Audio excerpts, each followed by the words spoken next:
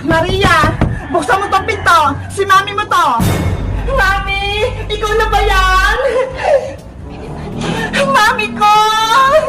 Kamusta ang anak ko? Miss na kita. Mami, si Beba, pati yung kaibigan niya si Princess, inutusan nila ako lagi dito sa bahay. Pagod na ako. Huwag ka nang umiyak, Maria. Lagot sa akin yung si Bebang. Maghihiganti tayo. Pagbalik niya sa school, ako naman magpapahirap kay Bebang. Tara na sa loob. Antayin natin si Bebang dito. A few moments later. Ang saya-saya ko sa school. Mami, nandiyan na si Bebang. Nakauwi na siya. Humanda siya sa akin. Oh, no! Maria! Buksan mo na yung pinto! Nandito na ako! Maria! Mami, kumakatok na si Bebang sa may labas. Ano, papasukin ko na ba siya dito sa loob? Sige, Maria.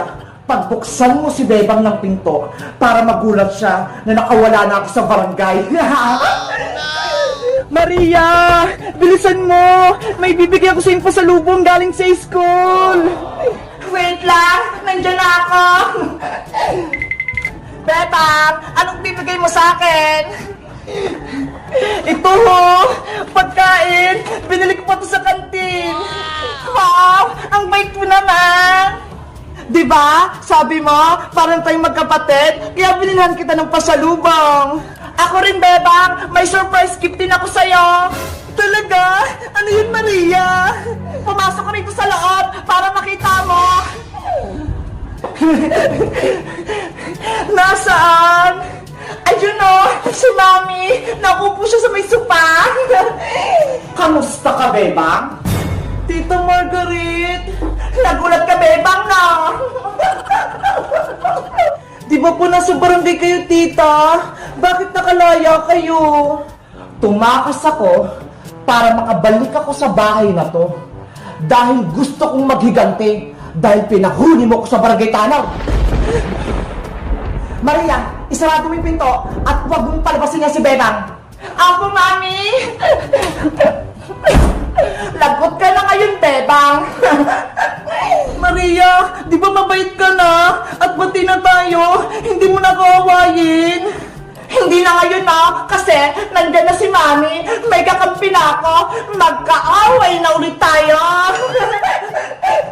Bebang! Yuhu! Ibabalik ko lang tumalis nyo.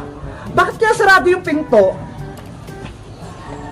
Maria! Kunin mo yung bag ni Bebang nang wala na siyang gamit sa school. Akin na yung bag mo, Bebang! Maria, huwag mo kunin to! Mami, ayaw ni Bebang ibigay! Pwes, ako ang kukuha. Akin na yung bag mo, Bebang! Tita Margaret! Huwag po!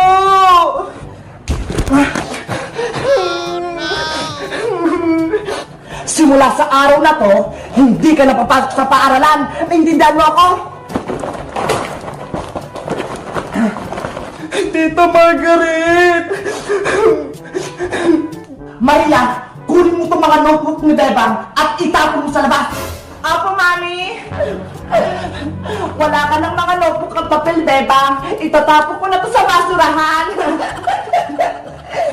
Tita Margaret! Mama po kayo sa akin! Maria! Bago mo itapon yung mga school supply ko! Dito ka na lang ulit sa bahay! Magiging katulong ka na ulit namin! Tumigil ka na sa pag-iyak mo, Bebang! Simulan mo na yung pagsilbi sa amin! Magluto ka na ng pagkain doon! Bilisan mo! Opo, Tita Margaret! Hanggat ako ang nandito sa bahay na to, ako ang masusunod. Ay, aba? Si Bebang? Pinihirapan ni Margaret? Alam kaya to ni Maring Sitang? Kawawa naman si Bebang? Sana nakabalik na si Nanay. Gusto ko na siyang makayakap. The next day.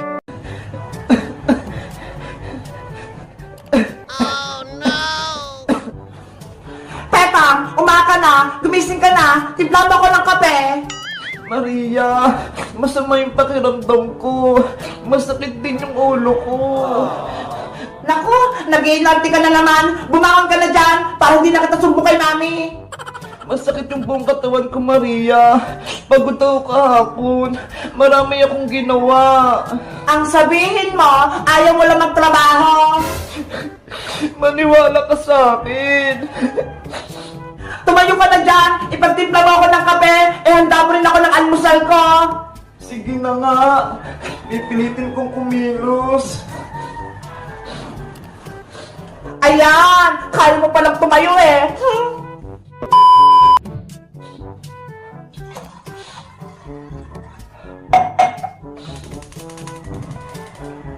Bilisan mo naman, Bebang! Ang bagal mong kumilos! Gutom na ako eh!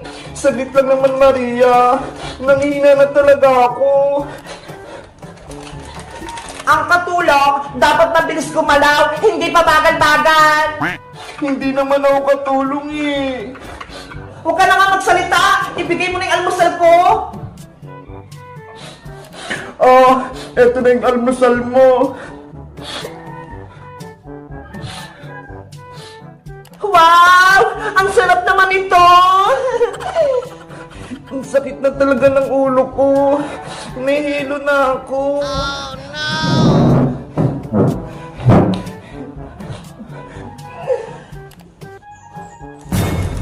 Beba! Yung kape ko! Nabuso sa sahig! Linisin mo to! Ikaw na lang maglinis yan, Maria. Hindi ko na talaga kaya. Ay, aba, nagreklamo ka, Beba? Diba? Sabi ni Mami, lahat ng utos ko, susundin mo. Eto yung mapo. Imap mo yung sahig. Tapos ako naman, sasakay ako dito. Maria, ang bigat mo. Hindi kita kayang buhatin. Gusto ko sumakay dito, Beba, ngayon, kaya hilahin mo na yan. Ganyan nga! Umikot ka pa, Bebang! Oh, no! Bilisan mo naman, Bebang! Ang bagal-bagal mo!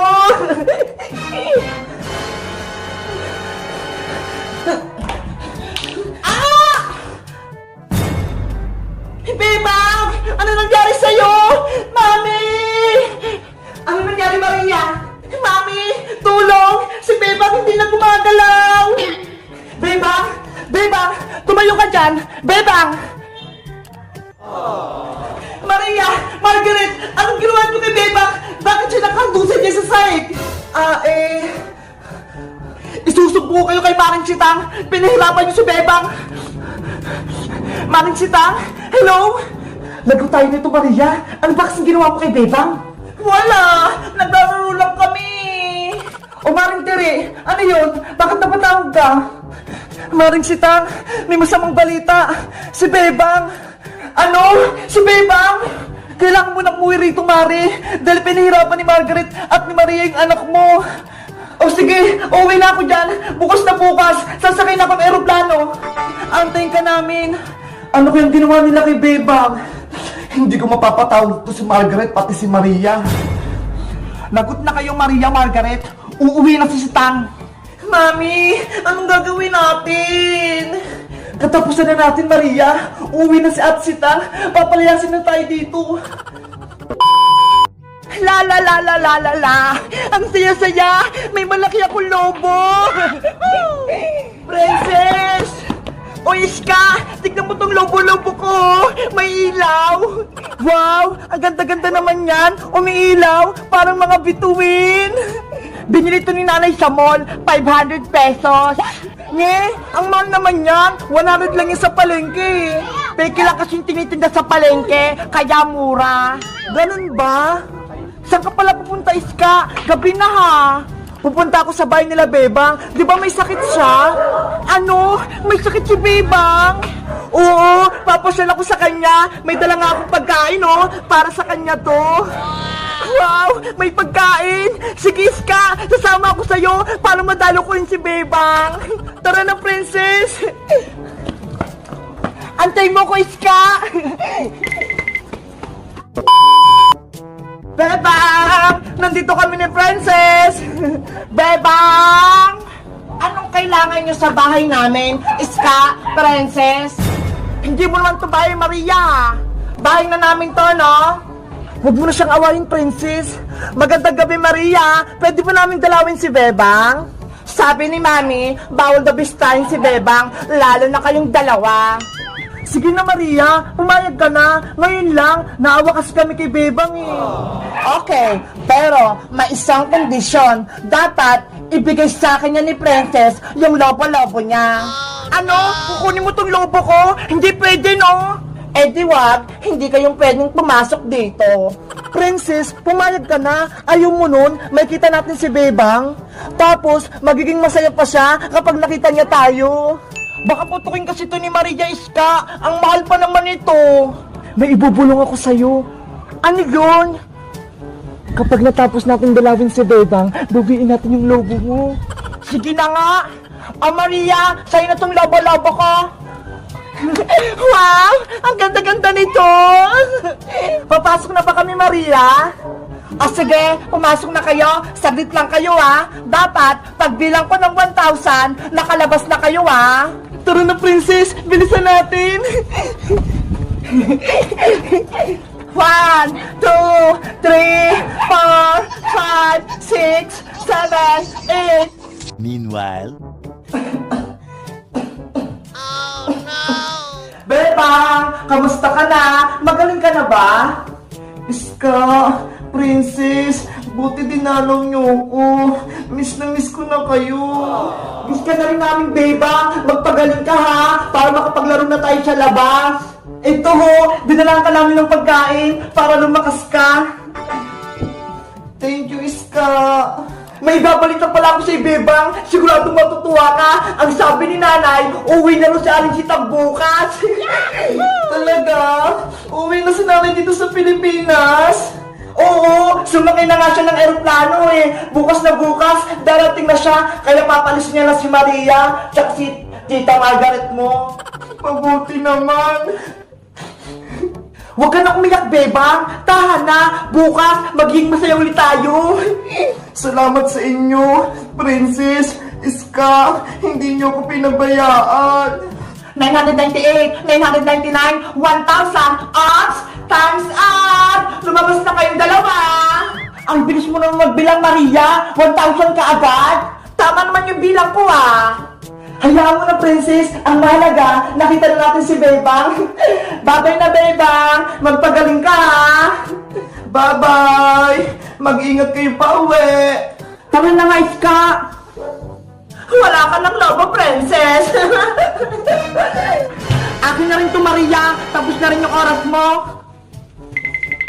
Hi, Princess! Lobo ko yan! Be! Akin na ulit to! Mami! Yung lobo ko! Ginawa ni Princess! Ang galing natin, Princess! Natakasan natin si Maria, tapos nakuha pa natin yung lobo! Kaya nga eh! Ang galing natin, Iska! Ibalik niyo yung lobo ko! Yay! Uwi na si nanay! Mabuti na lang! Magaling na yung sakit ko! Maglilinis ako ng buong bahay para pagdating ni nanay, masaya siya!